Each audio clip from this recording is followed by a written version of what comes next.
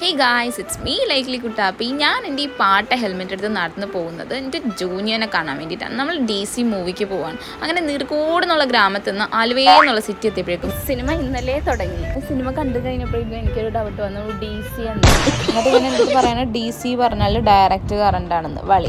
അങ്ങനെ നമ്മൾ കഥ പറഞ്ഞ് കുറ്റം പറഞ്ഞ് പേർപ്പിളിലെത്തി. ഇതിൻ്റെ താഴെ നിന്ന് പേർപ്പിളിലേക്കുള്ള ഗൂഗിൾ മാപ്പിട്ട് കുറച്ചേരം ആകാശത്തേക്ക് നോക്കി നിന്നവരാണ് നമ്മൾ.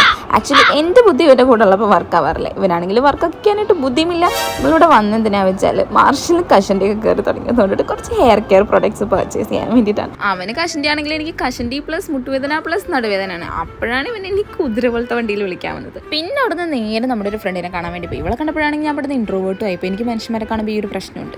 അതിന് നമ്മൾ ഉപ്പുസോഡ കുടിക്കാൻ വേണ്ടി വന്നു. ഉപ്പുസോഡയുടെ കൂടെ പപ്സ് കഴിച്ചായിരുന്നു. പക്ഷേ വിശപ്പുകൊണ്ടിട്ട് എനിക്ക് ആ വീഡിയോ എടുക്കാൻ പറ്റിയില്ല. അങ്ങനെ ഞങ്ങളോട് ഇരുന്ന സമയത്താണ് മാർഷലിൻ്റെ പേര് അവിടെ എഴുതി വെച്ചേക്കുന്നത് കണ്ടത്. അപ്പീഫി. കാര്യം എൻ്റെ ജൂനിയർ ആണെങ്കിലും ഇവൻ എൻ്റെ സീനിയർ ആവാനുള്ളൊരു ഹൈറ്റ്.